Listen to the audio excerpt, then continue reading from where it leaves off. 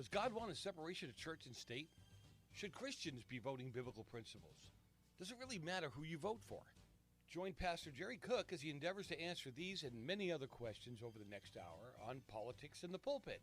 And now, Pastor Jerry Cook.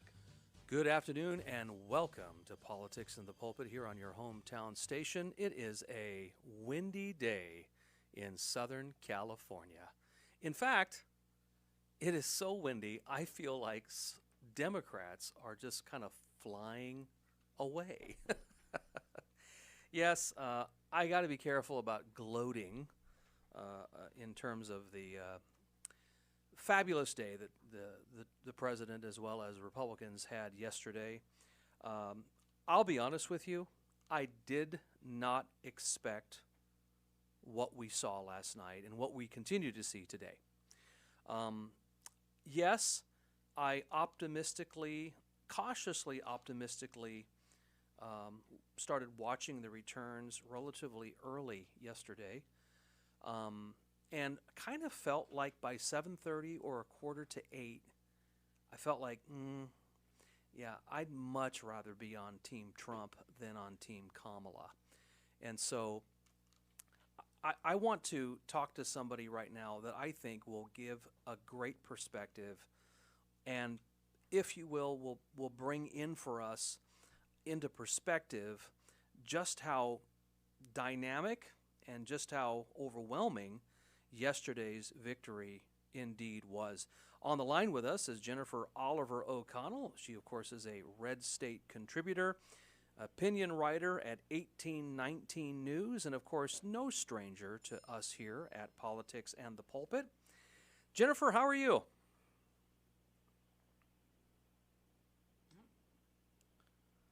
Oh, I guess I don't have Jennifer on. No. Is that because we lost Jennifer? It must be the wind, because all I know is that the wind has caused all kinds of issues here at the radio station ever since this morning. In fact, I was on the morning show, SCV Trending or Trending SCV, whichever it's called, and there were all kinds of issues when it comes to the wind. In fact, at my house, we haven't had electricity for the last, let's see here, 6-7 hours. By the way, as much as the Republicans had a victory yesterday, obviously it didn't translate into California because obviously we have no control. Jennifer, you on the line? I am. There we go. Sorry about that. We're having technical difficulties because we have a breeze that's beyond 10 miles per hour in Southern California, and so that causes all kinds of issues here. Those Santa Anas. Yeah, Santa Ana. You know it. You used to live here, right? Yep. Yeah, you know all about it. So Jennifer, obviously contributor with Red State, opinion writer at 1819 News. Obviously, there's a lot to talk about and a lot to unpack today. But what I want to do real quickly is I want to start off with the news that just broke in the last hour, which is lawfare is dead and Jack Smith is looking for a new job. Oh, yeah, that is excellent news.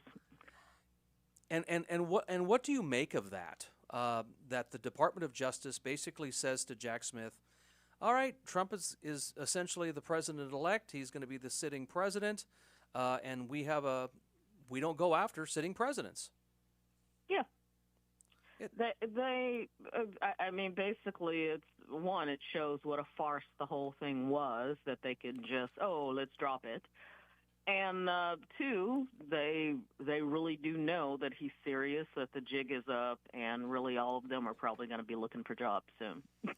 So they are either trying to save face to try to save their jobs, or polish their resume and not get on too many bad sides. Yeah, and by the way, before we get into the huge election victory of President Trump yesterday, I wanted to bring up some things that are very local here to California that you actually brought up in a Red State article that I had completely forgotten because of the overshadowing of the federal election results.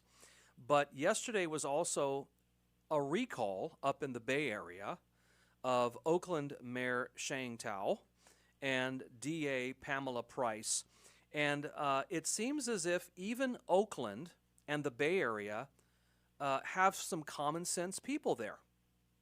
Yeah, I'm kind of amazed. Actually, are they pouring something into the Bay Bridge and the Bay Area that's transforming Oaklandites and other people into normal thinking, conservative-minded people? It's kind of bizarre. Also, they did not give award Mayor London Breed with a second term. So is that true? I didn't catch that. Yes. Yep. Mayor London Breed is no longer the mayor. So London Bridge is falling down. She has fallen down. Yes. So yeah, I'm thankful that sanity has. But I guess first of all of your businesses are closing because of the crime rate, and then you have a mayor who's wearing designer clothes and giving press conferences and talking about racial equity when you're losing your job.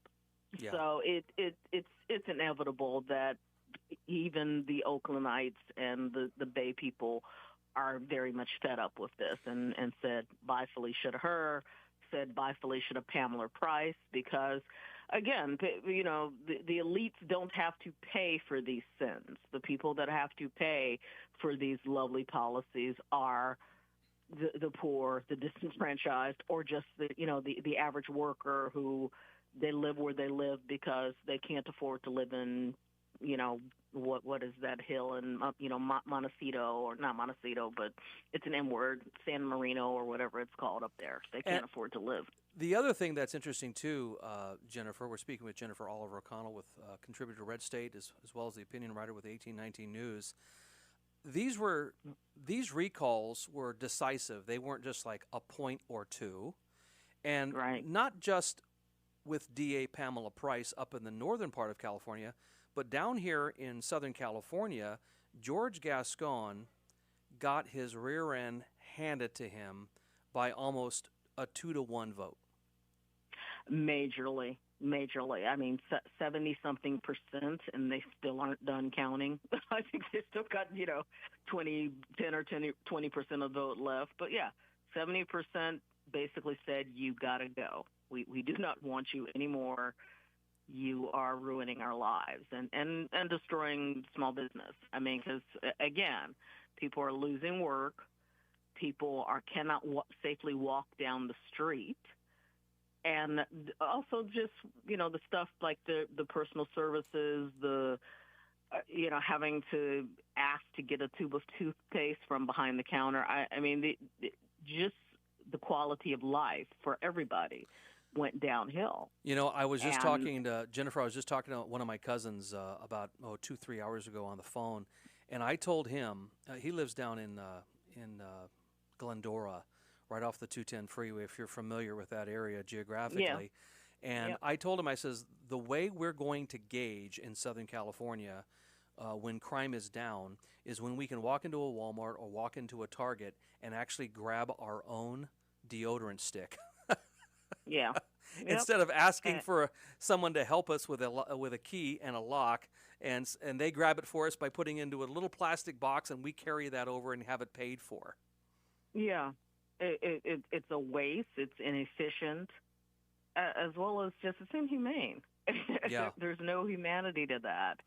And as long as people have not been afraid, criminals have not been afraid to suffer any consequences, it's only emboldened them. And they've created these networks and these arms that do nothing but shoplifting and hit retailers. And the big box retailers have said enough.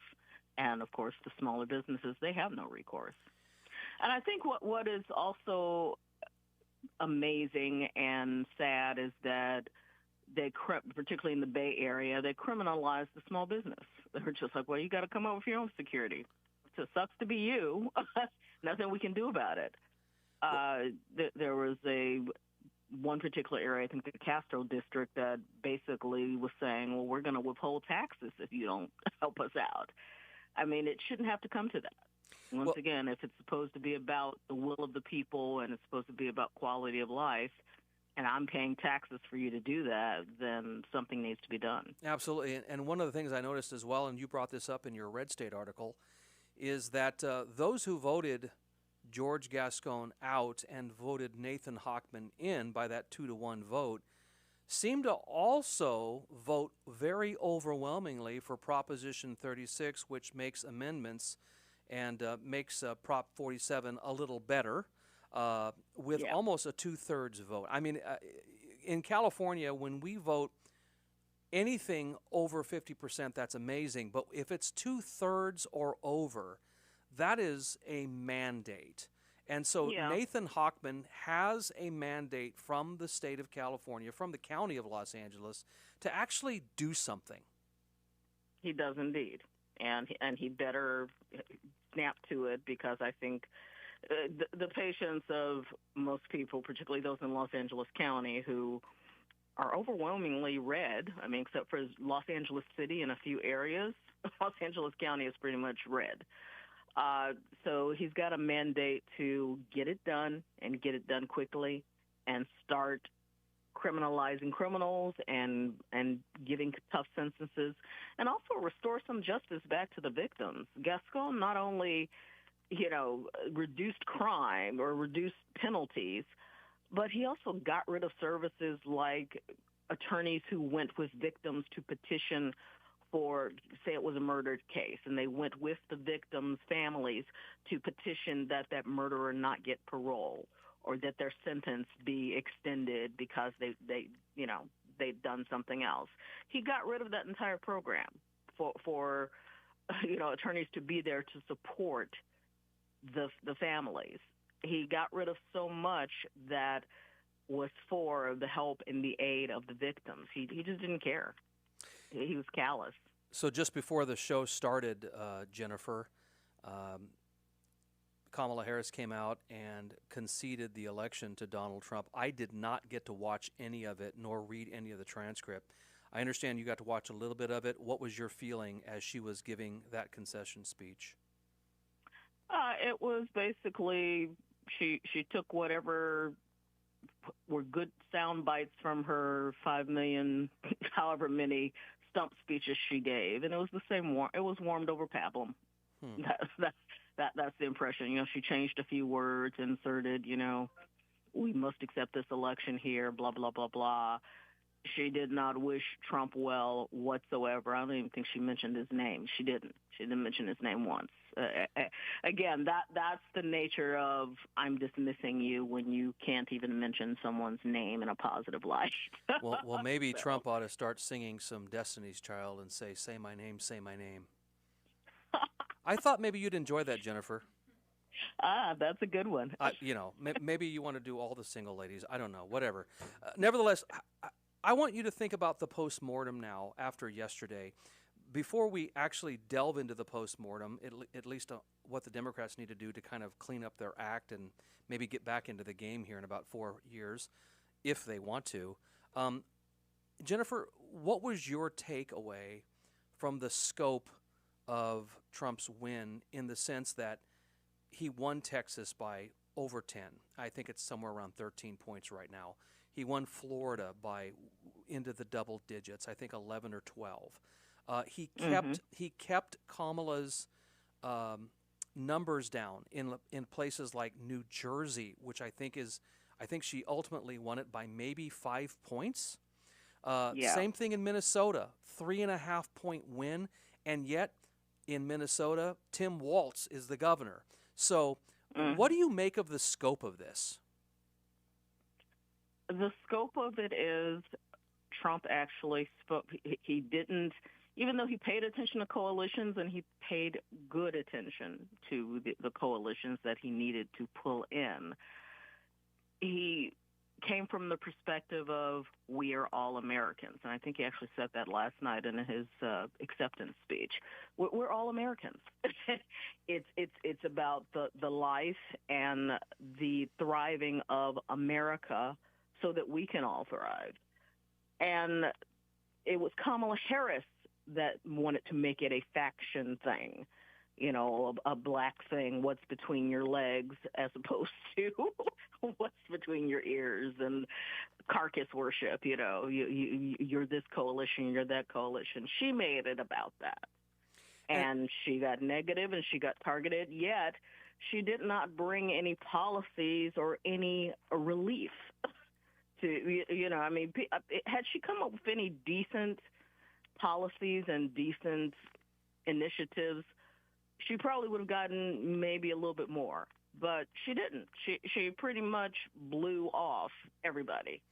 One of the things I found, let's just go on blibes. One of the things I found rather striking last night, because I was switching from MSNBC to see how they were coping, to Fox News, to Newsmax. And by the way, I thought Newsmax did some of the best coverage last night, just my opinion. And I was also watching CNN. And CNN, John King was talking to Jake Tapper, and John King was saying, let's look at where Kamala did better than Joe Biden in some of these counties from 2020. And John King said to Jake Tapper, she didn't do better. In fact, she underperformed in these counties, whereas Trump overperformed. I mean, he won Bucks County in Pennsylvania, and some of these counties that have trended to the Democrats over the last 2-3 cycles. Trump won outright last night, which was incredible. Yeah, I actually did. I'll write about it a little bit later, but now that the election is over and we've resoundingly won, but I did some groundwork in Georgia for this election, for the Trump campaign. And the fact that he won 25% of the black vote in Georgia, and Georgia has a huge percentage of black population. And, people want to dismiss it, people just stayed home. But he actually peeled off people. And you can look at the counties to see where he peeled them off. So whether first of all, he increased his share, I think it was like 10 or 12% in 2016 or 2020, and he moved it up to 25%. That's huge.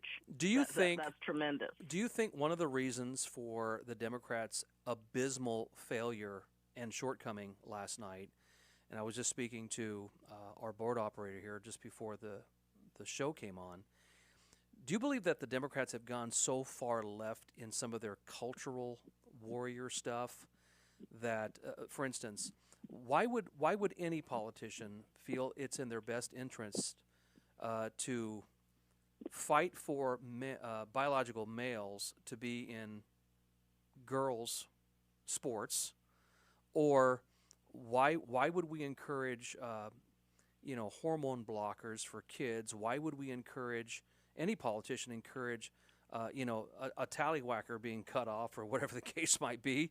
I mean, don't you think the party has gone so nuts in that far? And by the way, Jennifer, I want you to answer that question on the other side of the break. Can you hold on with us for another 5 to 10 minutes? Sure, I can. Okay, great.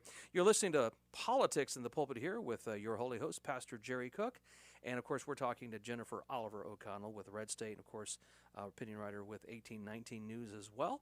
And we'll be talking to her a little bit after the break in just a minute.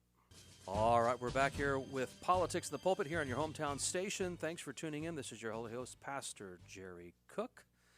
We got Jennifer Oliver O'Connell with Red State, opinion writer with 1819 News, and I asked Jennifer right before the break, why did she think the Democratic Party just imploded and had such an abysmal turnout last night?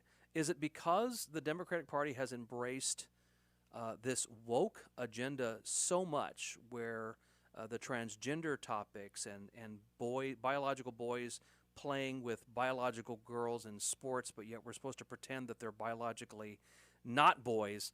What is your thought on that? Does the Democratic Party have to have a political autopsy on itself? Oh, of course they do, but they're not going to have it. I mean, look at what they're doing now. They're blaming, white women and white suburban women, and they're blaming black men and blaming Hispanic men, and everybody. You mean all the demographics that have voted for them? Exactly. All the demographics that used to vote for them and are now saying go pound sand.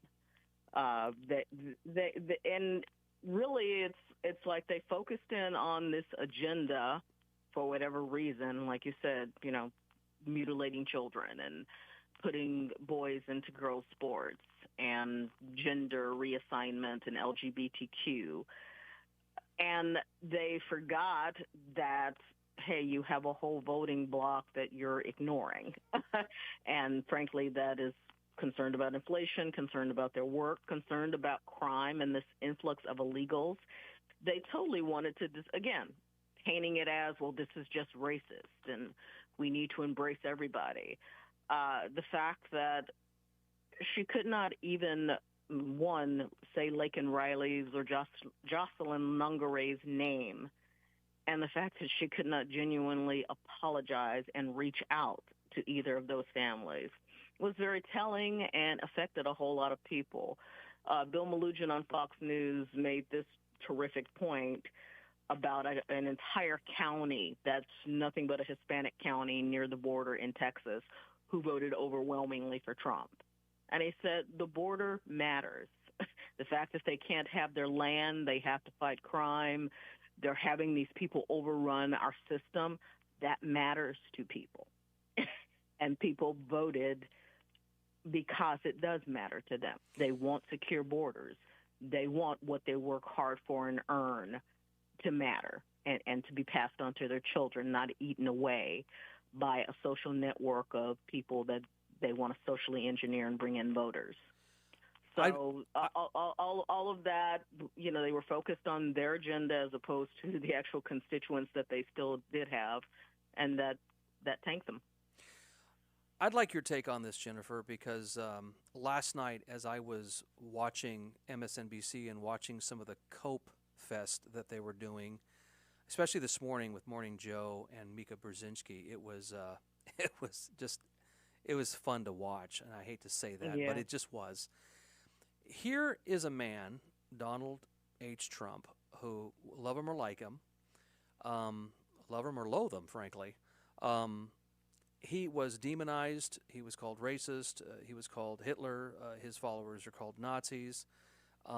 He's against blacks. He's against Mexicans. He's against all these race groups except if you're white. But yet, all of that, even though it was continually pounded into the minds and brains of the media constituency out there that was consuming this, those groups all got in line, for the most part, with Donald Trump. Mm-hmm. Is this basically, was last night kind of the last gasp of the corporate mainstream media? It should be. If it's not, it should very well be, because thanks to Platform and, there's other free speech sites out there, I guess Parler and Getter and True Social, they're no longer, they're their own little echo chamber. They're their own little bubble. Nobody's really listening to them at all. And they still are deluded that people are, which is why, they went the whole Russia route and Trump Nazi and all of this stuff, thinking that, people are still listening to us, and nobody was. People are pulling their news from X. People are pulling their news from True Social. People are watching videos. Even YouTube's kind of softened some of its restrictions, where people are publishing stuff that is getting above the noise and delivering information to them so they can decide. So, this is, and I'm not sad about it, it's the demise of this corporate structure. And, Trump's not going to jail them. They're just not going to have jobs anymore because they're pretty much useless. You brought up Elon Musk, and I think that's an interesting thing to bring up, because I was kind of thinking to myself last night, was rolling in. I'm wondering how different last night's results would have been had not Elon Musk spent billions of dollars to purchase Twitter. And I was just wondering if Twitter under Jack Dorsey in 2024 would have affected the outcome of last night as opposed to the free speech platform that it has become under Elon Musk. What say you, Jennifer? Oh, they would have done the same thing that they did in 2020, suppress and block and kick people off of the platform who were actually speaking truth. I mean, exactly what was done to Catherine Herridge at CBS, Jack Dorsey did in 2020 to everybody else, to New York Post and President Trump and the whole nine yards, trying to control the flow of information as opposed to here's the flow of information for better or worse, you decide. So, yeah, this would not have been, maybe we would have found some way to get around it, but the fact that Elon Musk purchased X and changed the landscape, as well as the fact that he allowed a voice to people and candidates and ideas, again, freedom of speech, and to President Donald Trump, that changed hearts and minds. Yeah. Well, it seems as if from all I'm reading from Decision Desk, Fox News, the AP, that obviously it's a no-brainer that the Republicans have taken back control of the Senate, and it looks like they might expand depending on what happens in Pennsylvania and a few other states. They might expand their reach to about 55, maybe even 56 seats in the Senate. And it looks like the House Republicans are going to retain control of the House by somewhere around 221 to 225 seats. Of course, 218 is majority. Now that Trump has a trifecta, he's got the White House, he's got the House, he's got the Senate. What does a conservative woman like you, who has been, kicked in the teeth for the last 4 years by this administration, do you want Trump to strike a conciliatory tone and just kind of have this kumbaya unity thing? Or do we want him to come out guns a-blazing? Of course, I mean that metaphorically, of course. And just kind of doubling down on staunch conservatism and, hey, we're going to get some stuff done. I'm about him getting something done.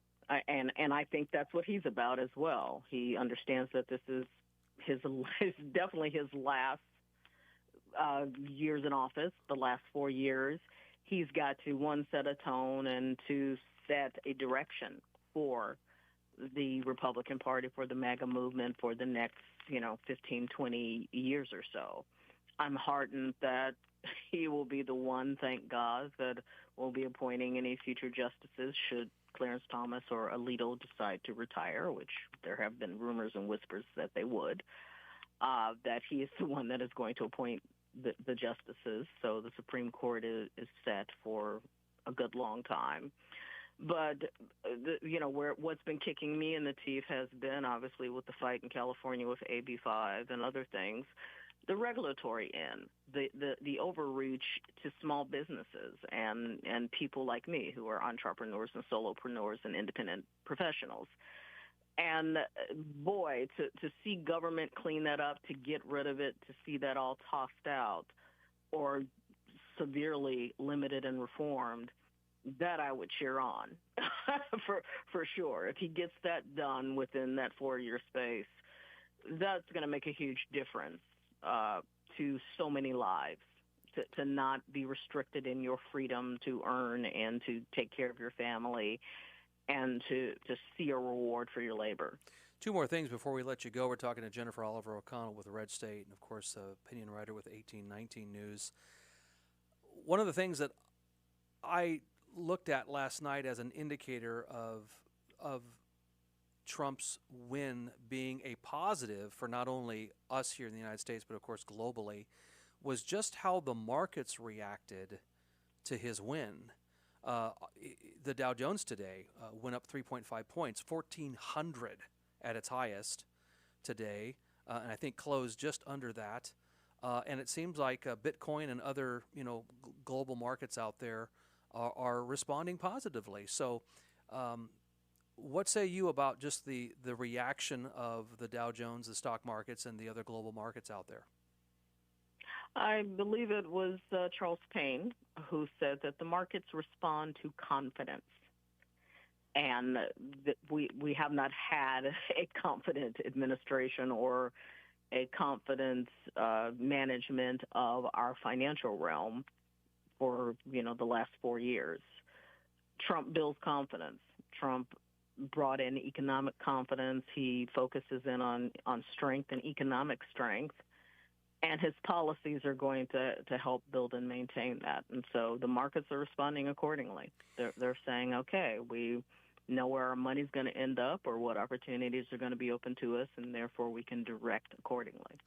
Let's look at beyond Trump's last administration, obviously making history in the sense that he and Grover Cleveland are the only two presidents to serve non-consecutive times in office, so he can toot his own horn there, which of course Trump has an affinity for tooting his own horn, obviously. But beyond the 4 years of Trump, I did not understand why he chose J.D. Vance as his running mate until I heard J.D. Vance at the debate with Tim Walz the other night. And then I was convinced. I know why Trump chose him. This guy is able to package the MAGA movement in a very palatable, gentlemanly way. What do you think will be the impact if Trump does everything he's supposed to do in the next 4 years, and it's smooth sailing for the most part? I mean, that sets up that sets up J.D. Vance for potentially 8 years. Yep. And so we could have conservatism, good, robust conservatism, for 12 years if everyone plays their cards right. What say you, Jen? Mata Siobhan, which is Gaelic for "if God is merciful." Yeah, I wrote, actually, when he first picked J.D. Vance, I wrote an article concerning that. Why J.D. Vance? Because everybody was kind of scratching their heads about why this guy. And that was one of the main points that I made, is that he understands MAGA. He can articulate MAGA, frankly, better than President Trump can in a lot of ways. But also he exemplifies that common man, that American dream, ingenuity, vision that most people aspire to or admire. If they're not aspiring to it, they at least admire it. Yeah. They at least appreciate it. Nobody is interested in all of this division and, I do better when you do worse. And that's exactly what the Democrat Party peddles with DEI and all of these initiatives. We have to tear you down in order for someone else to be built up. And J.D. Vance's story, his dream, his realistic struggles, like his mother struggling with addiction. There's just so much about him that represents and embodies America. And it also gives a safe space for others to do the same. Absolutely, and I'm looking forward to the next 4 years. And Jennifer Oliver O'Connell, thank you so much for calling in today. And, of course, you are always welcome with us here on Politics in the Pulpit. And we are always looking forward to reading your wonderful articles on Red State. And we are looking forward to whatever else you have to write down the road. Thank you so much, Jerry, for having me. God bless you, dear. God bless you. Thanks.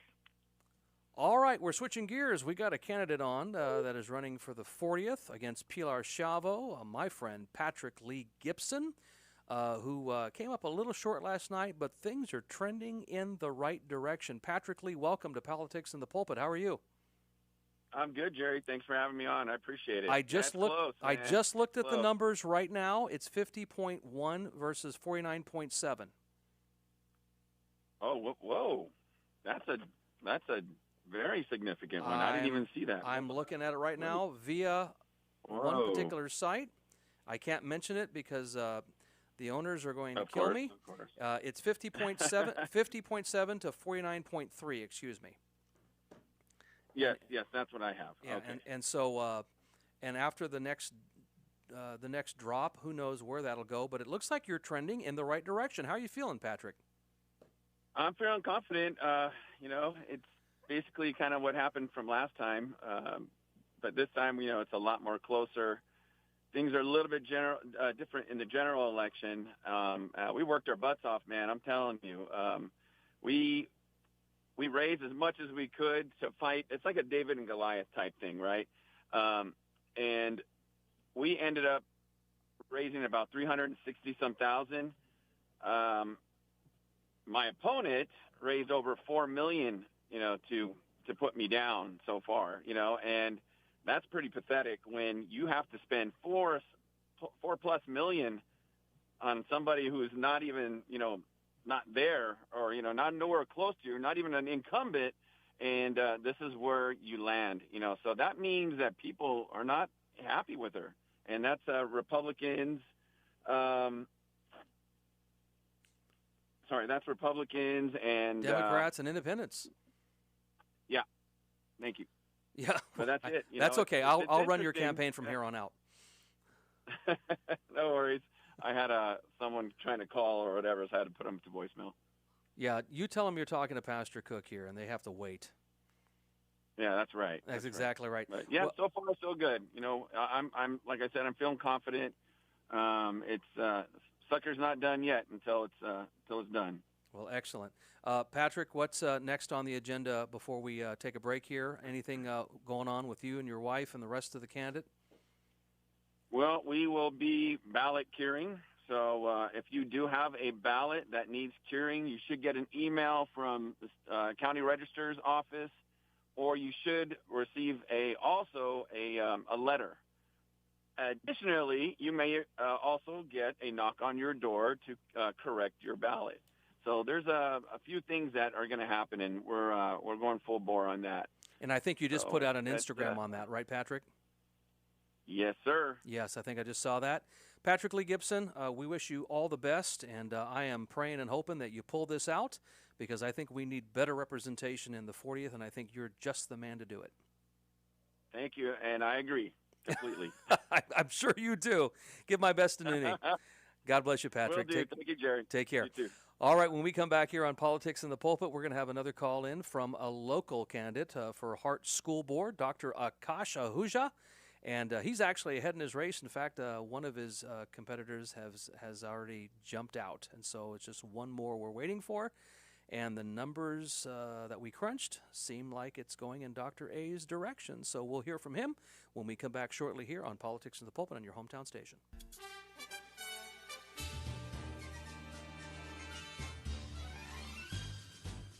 All right, we're back here for our final segment of Politics and the Pulpit. And in just a few moments here, we're going to be joined online with Dr. Akash Ahuja, who I believe is on the line right now. Yes, I am.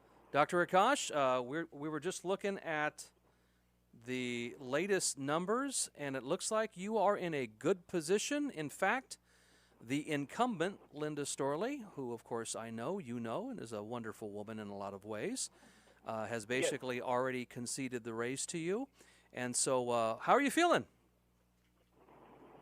I'm feeling very nice. I had no clue that she has conceded, but as you mentioned, I have deep respect for her as a teacher, and but I'm feeling very solid. I'm feeling cautiously optimistic, and hopefully the results will go my way.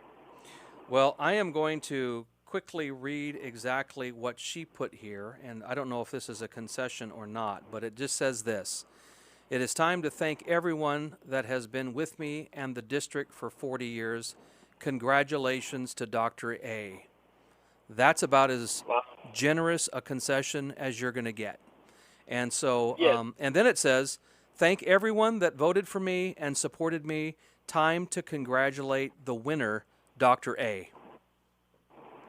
Well, that is very gracious of hers, and I want to congratulate her also for running such a nice campaign, and also to all her supporters who I'm sure worked very, very hard.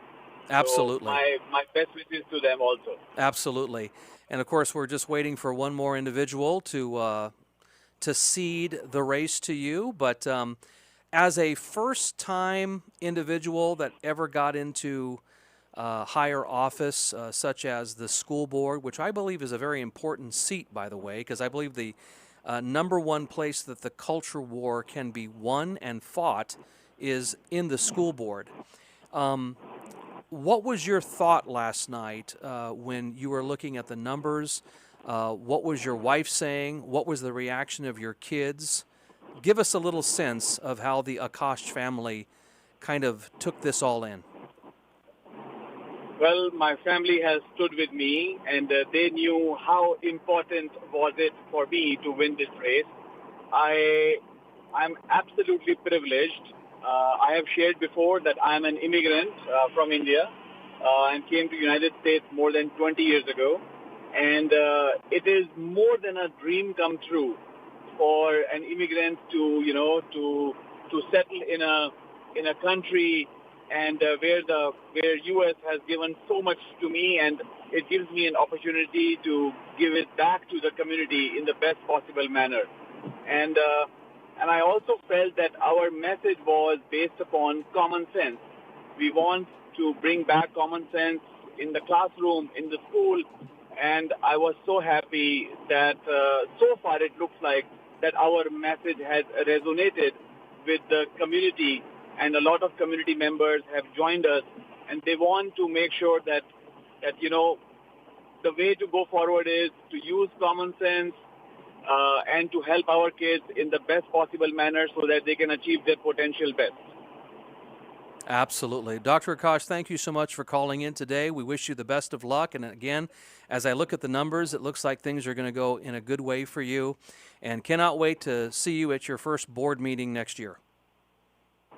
Thank you, Jerry. Really appreciate the good wishes. Thank you. You have a great day, sir. As we close out today on Politics in the Pulpit, I'd like to close out on a even more positive note than talking to Dr. Akash and wishing him, of course, great success on the Hart School Board. By the way, Dr. Erin Wilson, I shouldn't say Dr. Erin Wilson, but Erin Wilson also won her race. And there were several other races as well that were important.